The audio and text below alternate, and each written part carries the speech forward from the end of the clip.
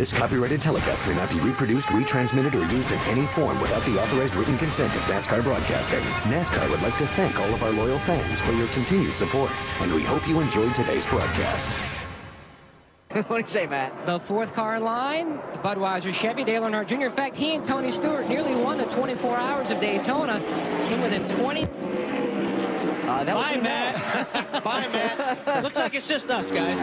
Okay, we'll send the pit boys in for a pit stop, and we'll take a break. Tony Stewart is the second leader.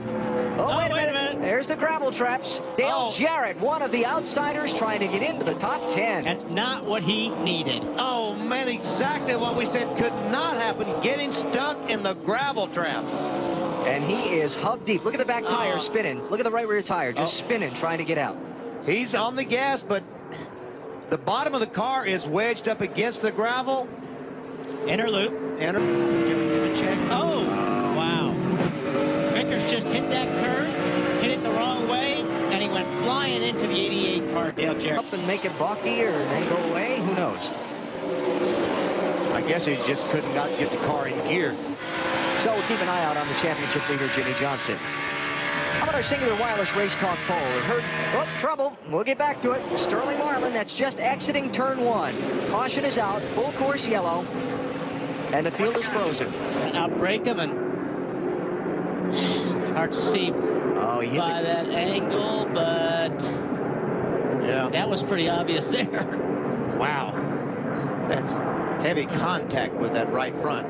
Down to that corner, just pumping, trying to get a brake pedal. Watch him again. Yeah, and that, like BP says, you're trying to get brake pedal. It's also a security pump. Make sure those things are there. In the kitty litter, Herman Stand on the gas. Buried it. Caution's out. That is in turn 1. And we'll bring out the yellow flag for a third time in the race. We knew that was coming. Marty. Oh, we got smoker, Marty. That would be Ward Burton. That looks big. Have not heard a call for a caution flag yet, so we stay under the green. Now the call for the caution. Yellow flag. 42 to go. It's scheduled for 90 laps. Let's take you through the field, starting with a 41 at Casey Mears. And Marty Snyder's got that car. 11th most popular saying on the radio, save fuel and trouble on the racetrack, Brendan Gaughan. Second place runner Brendan Gaughan is stuck in the gravel trap, and the yellow flag is out. Watch those wheels spin as he tries to get out. But I can tell you, Brendan, it's pointless. Forget it. At you. Man, he's sideways back in the straightaway. Yeah, right when he got on the brakes, that thing went sideways. Look at the rocks coming out already. From the other off course. Rock excursion. Stop short, stop short, stop short. Oh, no. Just about 6 feet. Yep. That's too bad. Having that back at Chicagoland Speedway, a day that was not all pleasant for Tony. And I guess you could say today's not been all pleasant for him either. It's been miserable for him. He wanted a relief driver. Boris said was down there, ready to get in the car, and he decided, well, I'll try to gut it out. And here he is, just a few laps from winning this thing.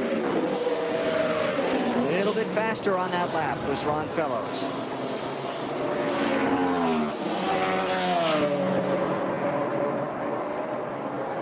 Hey, Marty. Yes, BP. The 41 going to make it, you think? He is going to make it, BP. I told you I've checked with Jimmy Elledge 3 times, and when you said that on the air, I went and checked with Jimmy Elledge for a 4th time. Yeah. He said, tell BP, I think we're fine. Don't worry about us. Okay, there he is. He's still going. He's still going. I agree with you. Casey Mears in position in that 41 car to record his best ever Nextel Cup finish. 7th 4 times his best finish. He could get his first top 5 today if, as Jimmy and Marty say, he's got fuel to the finish. That's right. He's not going to run out of gas. Okay. I would love to see him have his best finish ever. Because, and Jimmy Elledge, his dad worked with me many, many years ago. I'm pulling for these guys. But I think he's going to run out of gas. We'll see. Well, here it is, 1st to 2nd. And that what will be the story at the end of the day here at Watkins Glen on the track. The championship standings may make the headlines tomorrow, but let's see who's going to win the race. Rod Fellows lost a couple tenths in a second to Tony Like I Stewart. said, it's been going back and forth every other lap. That last lap. Fellows a big fan and season ticket holder of the Toronto Maple Leafs. I think that Tony, he realized they told him there's 3 laps to go. I think he's reaching down and finding a little bit special to keep this gap between him and the 1 car. He's doing it. You got to make sure you catch traffic in the right place, not the wrong place, because he could catch a car in the wrong spot, and Ron Fellows will be there. A broader picture for Tony Stewart. He's got 4 top 5 finishes in the last 5 races, gained 100 points on Jimmy Johnson in the championship, and this team really building some momentum as we get closer to that 10-race chase for the Nextel Cup. Could be really, really tough to handle in those final races, Dave.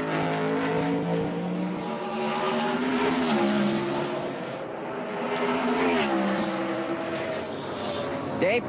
Hey guys, remember we talked about how cars sometimes, actually cars almost never fix themselves.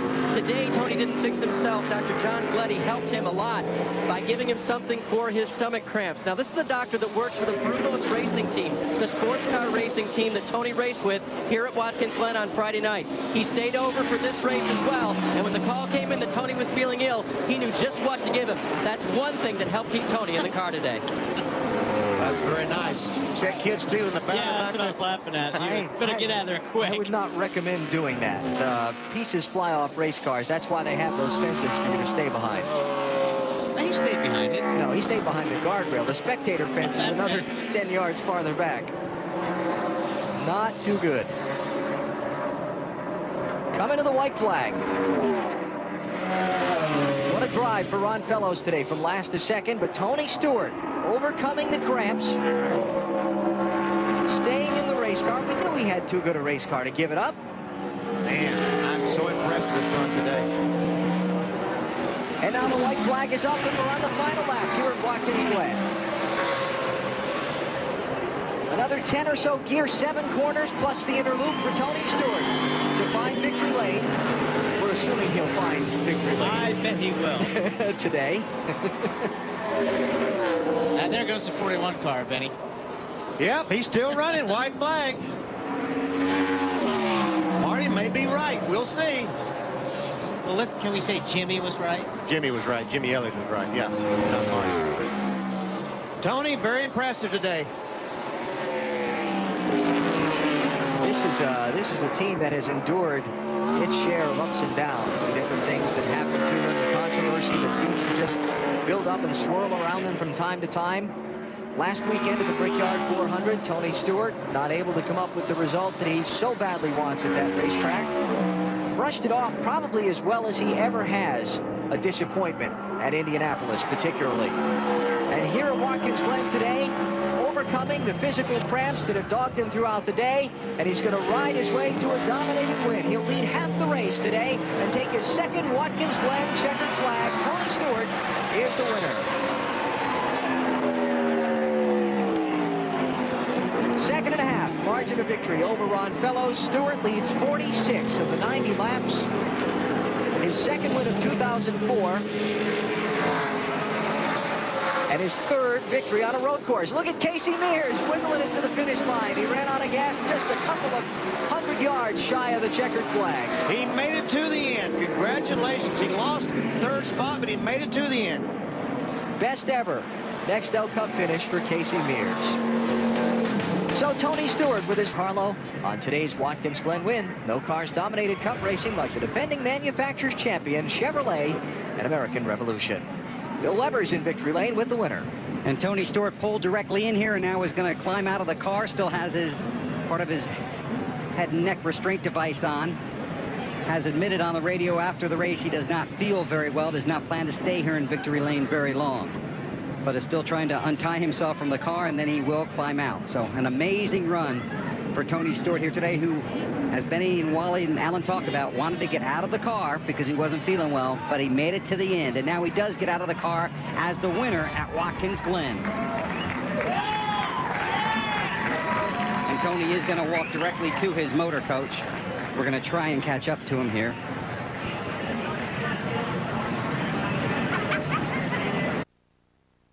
This copyrighted telecast may not be reproduced, retransmitted, or used in any form without the authorized written consent of NASCAR Broadcasting. NASCAR would like to thank all of our loyal fans for your continued support, and we hope you enjoyed today's broadcast.